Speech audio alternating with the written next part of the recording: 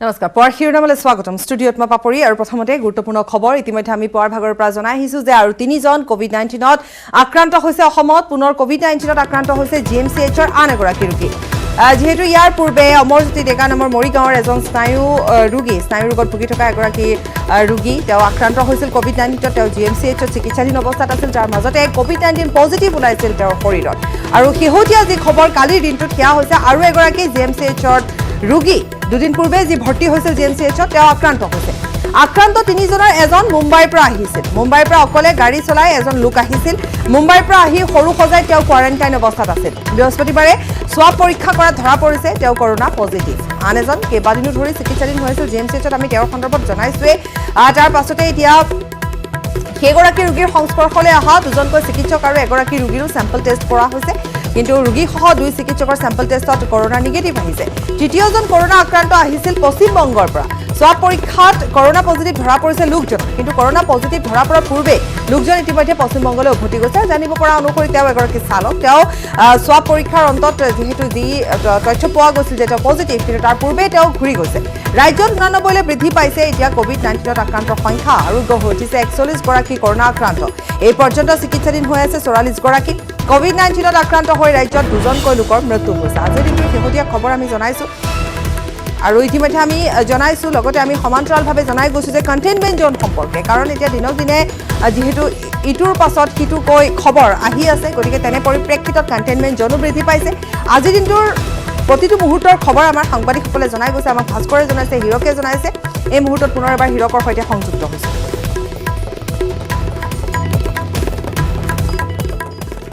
হয় হিৰক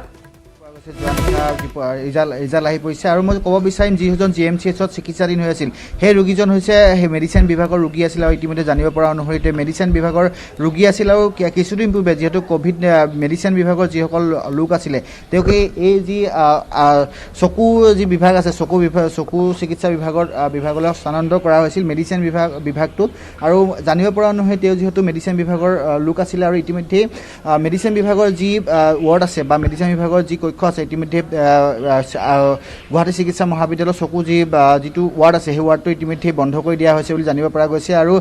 চিল কৰি দিয়া হোৱা নাই কিন্তু বন্ধ কৰি দিয়া হৈছে বিভিন্ন যিসকল চিকিৎসক আহিছে বা ৰোগীসকল আহিছে সেই ৰোগীসকল আহি এই স্থানতে পুৱাৰ ভাগৰ পৰা থিয় হৈ থাকিবলগীয়া আছে মই যদি দেখাবলৈ চেষ্টা কৰিম এনেদৰেই তেওঁলোকে দীৰ্ঘ সময় ধৰি এই চিকিৎসা মহাবিদ্যালয়ৰ যি চকু চিকিৎসা বিভাগ আছে সেই বিভাগটো খুলি দিয়া নাই আৰু তাৰ বাবে এনেদৰেই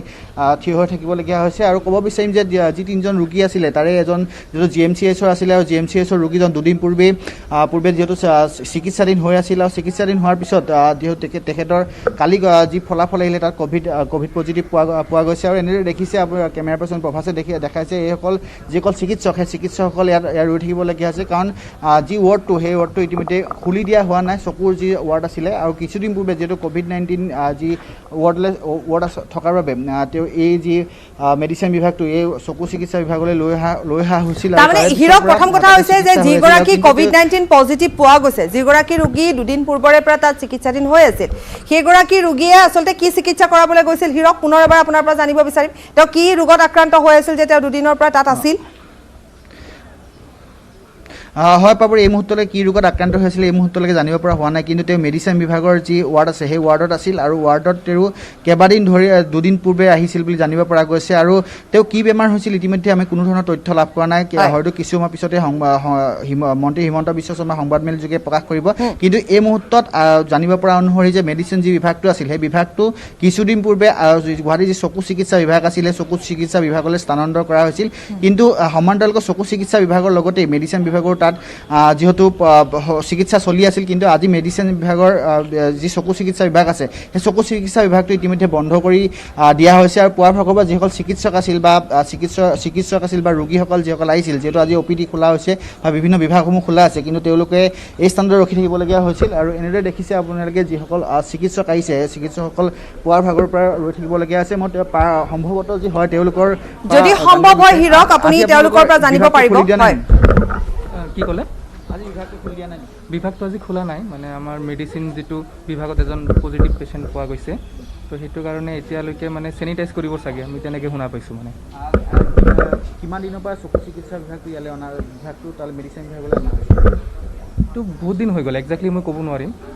হয়তো এইটো আপোনাৰ 15-20 দিন চাগে হৈ গৈছে তেনেকৈ হয় মানে আজি আপোনাৰ খুলি দিয়া নাই বন্ধ কৰি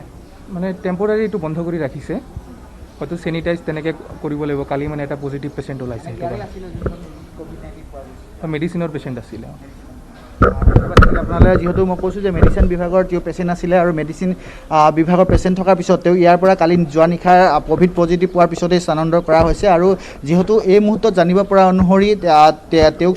বৰ্তমান অৱস্থা সুস্থ বুলি জানিব পৰা গৈছে আৰু দুদিন পূৰ্বে তেওঁ কিবা অন্য চিকিৎসা কাৰণত আহিছিল কিন্তু তেওঁ মেডিচিন বিভাগত তেওঁক ৰখা হৈছিল আৰু মেডিচিন বিভাগত ৰখাৰ পিছতে তেওঁক কালি নিশা যিহেতু যি ক'ভিড ৱাৰ্ড আছে এই ক'ভিড ৱাৰ্ডলৈ শ্বিফ্ট কৰা হৈছে তেওঁ ক'ভিড ৱাৰ্ডলৈ তেওঁক শ্বিফ্ট কৰা হৈছে আৰু ইতিমধ্যে তেওঁক যোনে চিকিৎসা প্ৰদান কৰিছিল হিৰক মই আপোনাৰ পৰা আকৌ এবাৰ স্পষ্টকৈ জানিব বিচাৰিম তেখেতৰ সৈতে যি চিকিৎসক আছিল বা অন্য ৰোগী আছিল তেওঁলোক সংস্পৰ্শলৈ আহিছিল গতিকে তেওঁলোকৰ স্বাব টেষ্ট কৰা হৈছে হিৰক হয় পাপৰি যি দুজন চিকিৎসক আৰু এগৰাকী যি ৰোগী আছিলে তেওঁ সংস্পৰ্শলৈ আহিছিল বা তেওঁলোকৰ স্বাব টেষ্ট কৰা হৈছে কিন্তু তেওঁলোকৰ যি ৰিজাল্ট সেই ৰিজাল্ট নিগেটিভ পোৱা গৈছে কেৱল সেইজনেই নহয় বা আজি হয়তো যিসকল ইয়াত ৰোগী আছিল বা অন্যান্য যিসকল লোক আছিল বা যিসকল চিকিৎসক আছিল তেওঁলোকৰ হয়তো স্বাব টেষ্ট কৰা হ'ব কিছু সময় পিছতে হয়তো এই স্থানত হয়তো হিৰক তেওঁৰ পৰিয়ালৰ লোকো চাগে তেওঁৰ ওচৰলৈ আহিছিল গতিকে তেওঁলোকৰো চাগে তেনেকুৱা ধৰণৰ কিছু কথা আহি পৰিব তেওঁলোকৰ ক্ষেত্ৰতো পৰিয়ালৰ লোক যদি আহিছিল তালৈ নিশ্চয়কৈ পাব তেওঁলোকৰ যি পৰিয়ালৰ লোক আহিছিল বা পৰিয়ালৰ কোনসকল যিসকল আত্মীয় আছিল বা তেওঁলোকৰ যদি ইয়াৰ স্থানলৈ আহিছিল সেই তেওঁলোকৰো স্বাব টেষ্ট লোৱা হ'ব মুঠৰ ওপৰত আজি হয়তো কেইবাজনৰ ৰোগী অথবা চিকিৎসক বা আত্মীয় যিসকল ৰোগীজনৰ যিসকল সংস্পৰ্শলৈ আহিছিল বা যিসকল আত্মীয় আছিল সেইসকলৰ স্বাব টেষ্ট লোৱা হ'ব আৰু মই পূৰ্বতো কৈছোঁ এতিয়া ক'ম যে কিছুসময় পিছতে এই যি বিভাগটো আছে সেই বিভাগটো চেনিটাইজেশ্যন কৰা হ'ব আৰু হয়তো যদি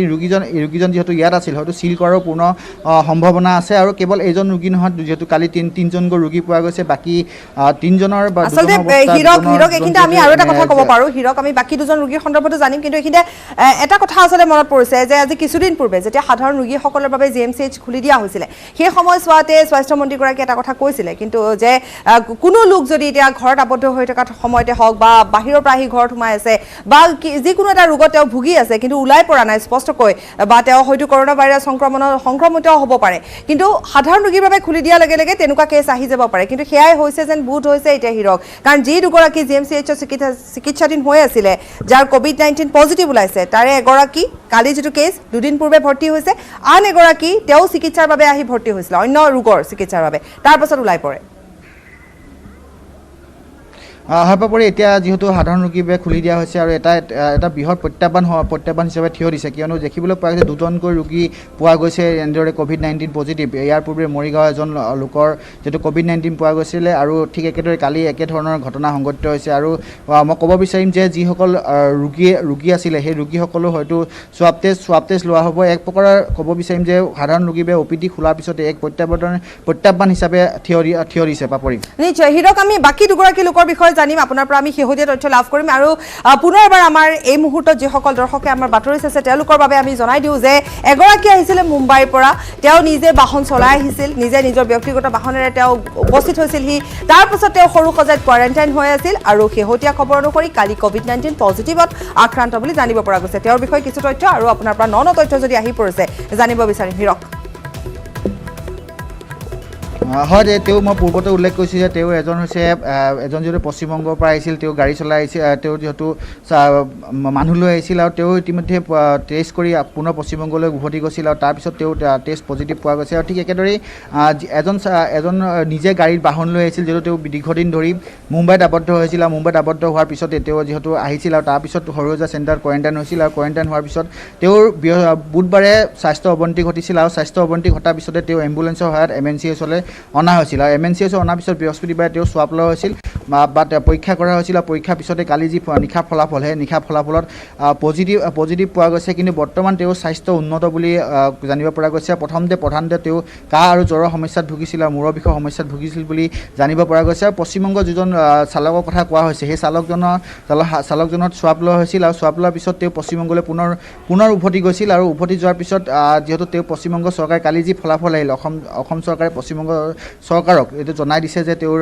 পজিটিভ পোৱা গৈছে তেওঁ পজিটিভ পোৱাৰ পিছতেই তেওঁ ইতিমধ্যে পশ্চিমবংগৰ এখন হস্পিটেলত চিকিৎসা কৰি থকা হৈছে পাপৰি অৰ্থাৎ তেওঁ পশ্চিমবংগৰ এখন চিকিৎসালয়ত ভৰ্তি হৈছে তেওঁ তাত চিকিৎসাধীন অৱস্থাত আছে হিৰক এয়া নতুন তথ্য আহি পৰিছে আপোনাৰ হাতত হয় তেওঁ পশ্চিমবংগৰ এখন চিকিৎসালয়ত তেওঁ চিকিৎসাধীন হৈ আছে যিহেতু তেওঁ তাৰপিছতে যোৱাৰ পিছতে তেওঁ চিকিৎসাধীন হৈ আছে আৰু ইতিমধ্যে জানিব পৰা অনুসৰি তেওঁৰ স্বাস্থ্য বৰ্তমানলৈকে উন্নত বুলি জানিব পৰা গৈছে আৰু পশ্চিমবংগ চৰকাৰে যিহেতু যিসমূহ ব্যৱস্থা গ্ৰহণ কৰিব লাগে তেনেধৰণৰ ব্যৱস্থা গ্ৰহণ কৰা দেখিবলৈ পোৱা গৈছে সাধাৰণতে দেখিব পোৱা গৈছে যে পশ্চিমবংগ যি চাব যায় বা তেওঁ 2000 অধিক COVID-19 আক্ৰান্ত ৰোগী পোৱা গৈছে সেই COVID-19 ৰোগীসকলক বিশেষ ধৰণৰ ব্যৱস্থা গ্ৰহণ কৰা আছে যিবোৰ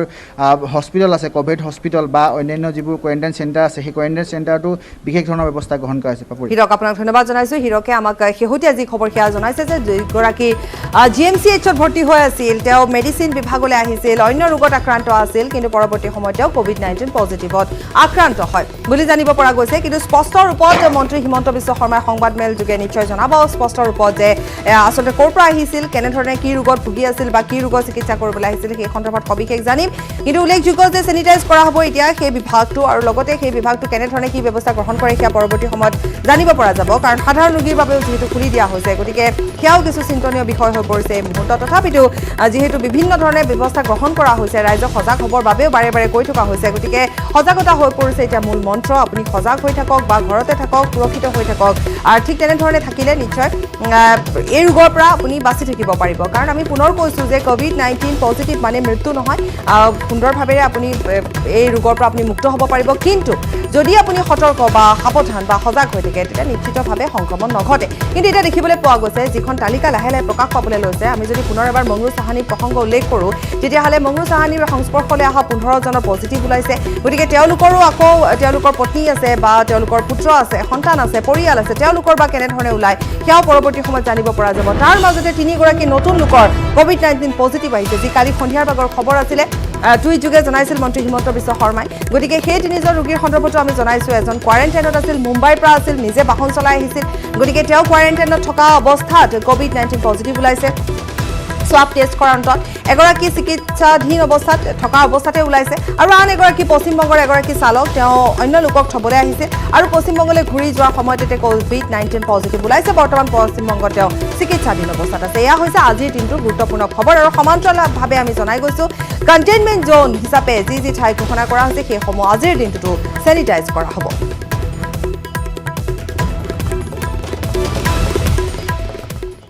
পৰহিৰ আৰু খবৰ আছে সময় এটি বিৰতি আৰু ইতিমধ্যে আমি জনাই গৈছোঁ যে 3টা পজিটিভ কেছ নতুন কেছ ইতিমধ্যে আহিছে 3জন COVID-19ত আক্ৰান্ত হৈছে 3জনৰ সবিশেষ আমি জনাই গৈছোঁ আৰু বিশেষকৈ GMCHৰ পৰা ইতিমধ্যে হিৰকে আমাক GMCHত দুদিন পূৰ্বে ভৰ্তি হোৱা যিজন ৰোগীৰ দেহত COVID-19 পজিটিভ ওলাইছে তেওঁ সন্দৰ্ভত আমাক হিৰকে জনালে এই মুহূৰ্তত সংযুক্ত হৈছে ভাস্কৰৰ সৈতে ভাস্কৰ আপুনি কোন ঠাইত আছে আমাক নতুন তথ্য কি জনাব ভাস্কৰ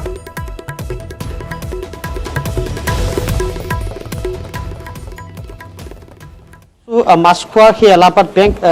মোৰ পিছফালে আছে সেই এলাহাবাদ বেংক কেৰাচন ৰঞ্জন আছে মোৰ লগত আৰু সেই এলাহাবাদ বেংক ইতিমধ্যে যিটো বন্ধ কৰি দিয়া হৈছে আৰু এই এলাহাবাদ বেংকলৈ যি কোভিড পজিটিভ এগৰাকী ৰোগী আচলতে তেওঁ ইয়ালৈ আহিছিলে আৰু আহি সেই অহা আচলতে তথ্য লাভ কৰিছিল তাৰ পাছতেই যোৱাকালি তাৎক্ষণিকভাৱে এলাহাবাদ বেংকটো বন্ধ কৰি দিছে আজি কিছু সময় পূৰ্বে আচলতে দৃশ্যাংশ যিহেতু এই মাছখোৱাৰ যিটো স্থানত আছোঁ তাৰ পৰা কিছু দূৰতে হৈছে যিটো কণ্টেইনমেণ্ট জোন ঘোষণা কৰা হৈছিলে আৰু সেই কণ্টেইনমেণ্ট জোনৰ পৰা প্ৰায় 200 মিটাৰ দূৰত্বতে হৈছে এই এলাহাবাদ বেংকটো আৰু তেনে ক্ষেত্ৰত দেখিবলৈ পোৱা হৈছিল এই ফুটপাথত আচলতে একাংশই কেঁচা চব্জি হয়তো বিক্ৰী কৰি আছিলে আৰু যাৰ বাবে কিছু সময় পূৰ্বে আৰক্ষী আৰু প্ৰশাসনৰ লোক আহি এক উচ্ছেদ চলোৱা দেখিবলৈ পোৱা গ'ল আৰু এইখন দোকান যিখন শ্ৰী গণেশ ভোজনালয় এইখন এখন আচলতে ভাতৰ বিপণী কিন্তু তাতেই আচলতে চব্জি বেছি আছিলে সমান্তৰালভাৱে এই যিটো ফুটপাথ সেই ফুটপাথত অৰ্থাৎ পদপথত চব্জি বেছি থকা দেখিবলৈ পাইছিল আৰু যাৰ পাছতে আৰক্ষী প্ৰশাসন আহি উচ্ছেদ চলাই গুচি গ'ল কাৰণ কণ্টেইনমেণ্ট জোনৰ পৰা প্ৰায় 200 মিটাৰ দূৰত্বতে আছে এইটো স্থান যিটো মাছখোৱা এইটো পইণ্ট আৰু এই পইণ্টতেই আৰু তাৰ সন্মুখতে আছে এলাহাবাদ বেংক আৰু এলাহাবাদ বেংকৰ পৰা আমি যিমান দূৰ জানো যোৱাকালি এগৰাকী ব্যক্তিক আচলতে ইয়াৰ পৰা লৈ গৈছে তেওঁক কোৱাৰেণ্টাইনৰ বাবে হয়তো লৈ গৈছে কিন্তু এই মুহূৰ্তলৈ সেইগৰাকী ব্যক্তি কি আছিলে এই এলাহাবাদ বেংকৰ লগত কি সংক্ৰমণ আছিল সেয়া কোনো এই মুহূৰ্তলৈ কোনো ধৰণৰ তথ্য নাই কিন্তু যি নহওক যিহেতু এই মুহূৰ্তত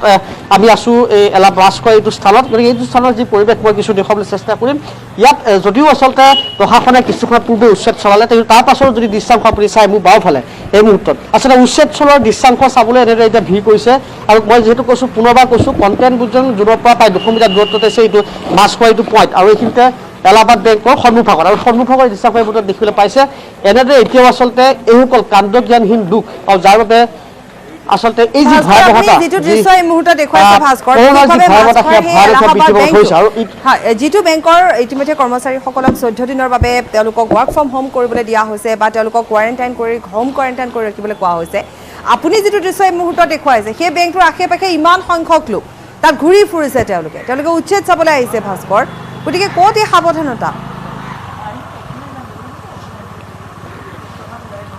নিশ্চয়কৈ দৃশ্যাংশ কাৰণ কেমেৰা কিন্তু মিছা কথা নহয় কাৰণ কেমেৰাত যি দৃশ্যাংশ বন্দী হৈছে ইয়াৰ পৰা আপুনি স্পষ্টভাৱে ক'ব পাৰিব যে কেনেকুৱা ধৰণৰ এক একাংশ এই কাণ্ডজ্ঞানহীন লোক এইসকল আৰু এয়া আছে মই যিহেতু কৈছোঁ সন্মুখভাগ আৰু মোৰ সোঁফালে আছে এলাহাবাদ বেংকটো আৰু যদি পিছফাললৈ যায় সেয়া 200 মিটাৰ দূৰত্বতে আছে যিটো কণ্টেইনমেণ্ট জোন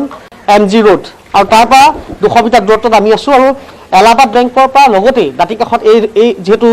উচ্ছেদ চলিছিল আৰু উচ্ছেদ চলোৱাৰ পাছতে এই মুহূৰ্ততে দেখিবলৈ পাইছে এই একাংশ লোক এনেদৰে এতিয়া কোনো ধৰণৰ কাম নোহোৱাকৈ তেওঁলোকে ওলাইছে বাৰম্বাৰ আচলতে প্ৰশাসন চৰকাৰ বা তেওঁলোকক অনুৰোধ জনাইছে তাৰ পাছতো জানে কোনো ধৰণৰ আচলতে জ্ঞান নাই কোনো ধৰণৰ আচলতে চৰকাৰ প্ৰশাসনৰ প্ৰতি তেওঁলোকৰ সঁহাৰি নাই আৰু যাৰ বাবে এই ভয়াৱহ দিশে আমি গৈ আছোঁ আৰু মই অনুজনক পুনৰ কৈছোঁ অনুৰোধক সেই সামগ্ৰিক যি পৰিৱেশ সেই সামগ্ৰিক পৰিৱেশ মই অনুৰোধ কৰিছোঁ দেখুৱাবলৈ এই মুহূৰ্তত দেখিবলৈ পাইছে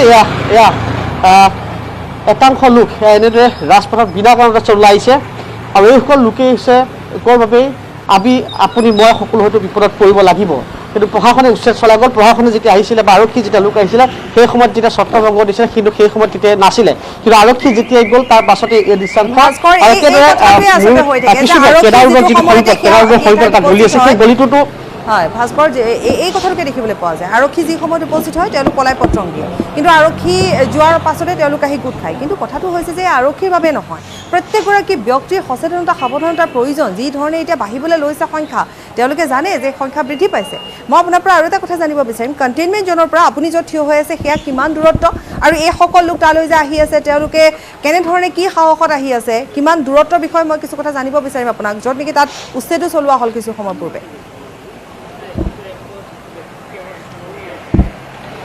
যেহেতু MS ৰোড যিটো কণ্টেইনমেণ্ট ঘোষণা কৰা আছিল MS ৰোড অৰ্থাৎ ৰাজকমল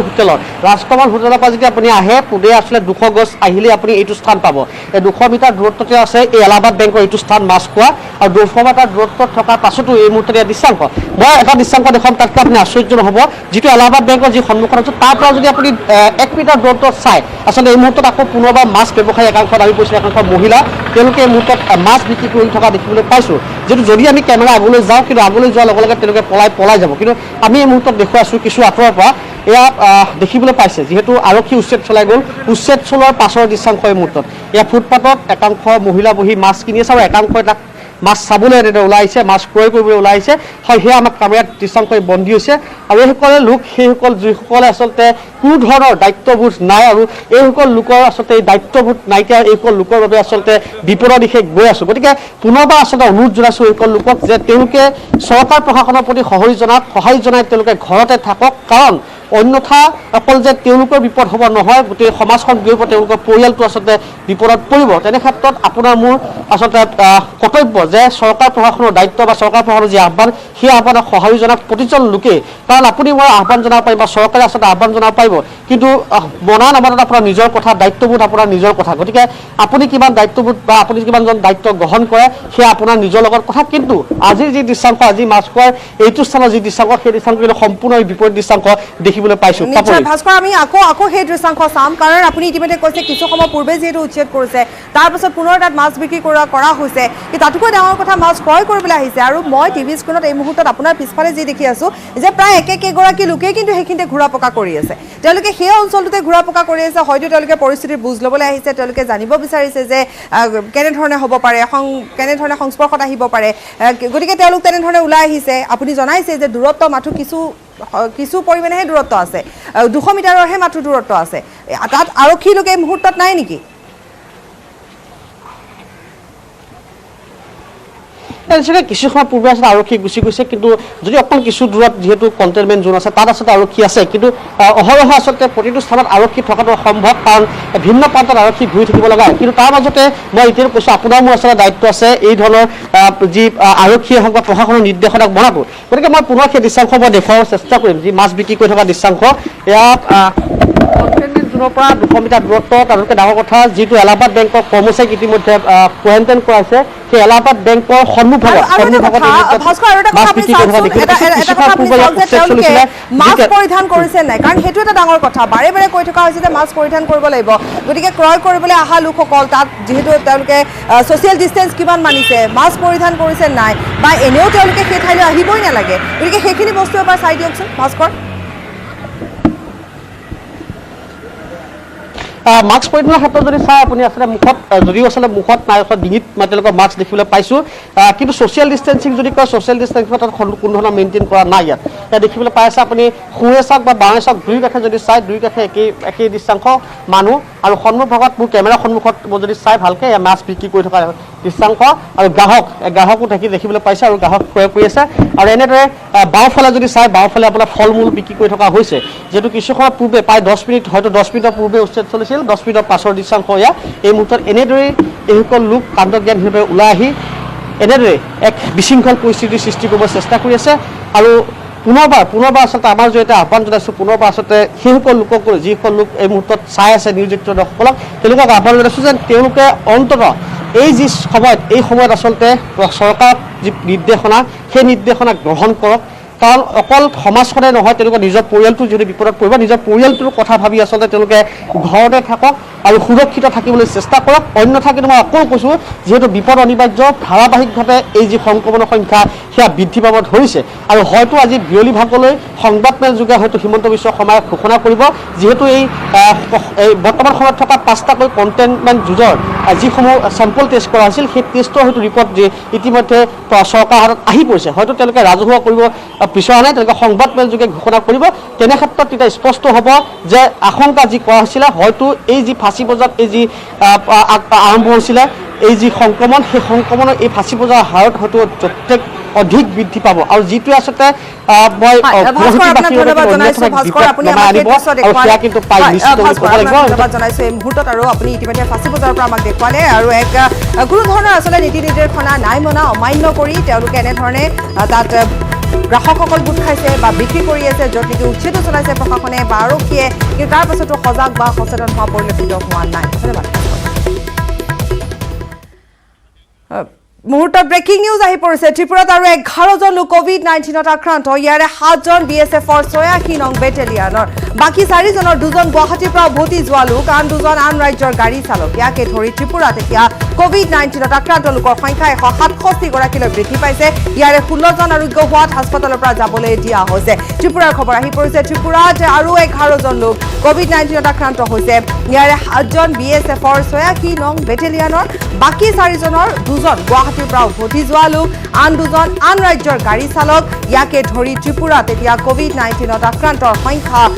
167 গৰাকীলৈ বৃদ্ধি পাইছে। ইয়াৰে 16জন আৰোগ্য হৈছে আৰু হাস্পতালৰ পৰা যাবলৈ দিয়া হৈছে। শেহতীয়া খবৰ আহি পৰিছে। পুনৰ এবাৰ আমি জনাইছোঁ, টুইটটো আমি দেখুৱাইছোঁ। 2গৰাকী চালক ত্ৰিপুৰাত আৰু 11জনকৈ লোক COVID-19ত আক্ৰান্ত হোৱাৰ শেহতীয়া খবৰ আমাৰ হাতত আহি পৰিছে। 7জন BSFৰ 86 নং বেটেলিয়ানৰ, বাকী 4জনৰ 2জন গুৱাহাটীৰ পৰা উভতি যোৱা লোক। 2জন গুৱাহাটীৰ পৰা উভতি গৈছিল ত্ৰিপুৰালৈ। তেওঁলোকৰ দেহতো COVID-19 পজিটিভ পোৱা গৈছে। বিপ্লৱ কুমাৰ দেৱৰ এয়া হৈছে টুইট, আৰু তেওঁ শেহতীয়া খবৰ জনাইছে মুখ্যমন্ত্ৰীগৰাকীয়ে। আন 2জন আন ৰাজ্যৰ গাড়ী চালক বুলি জানিব পৰা গৈছে। তেওঁ আন ৰাজ্যৰ গাড়ী চালক, আৰু 2গৰাকী যিহেতু গুৱাহাটীৰ পৰা উভতি গৈছিল। গতিকে সৰ্বমুঠ ইয়াকে ধৰি ত্ৰিপুৰাত COVID-19ত আক্ৰান্ত লোকৰ সংখ্যা 167 গৰাকীলৈ বৃদ্ধি পালে। 16জন আৰোগ্য হোৱাত হাস্পতালৰ পৰা যাবলৈ দিয়া হৈছে। আৰু ইয়াৰে সৈতে পুৱাৰ শিৰোনামৰ পৰা বিদায় লৈছোঁ। নমস্কাৰ।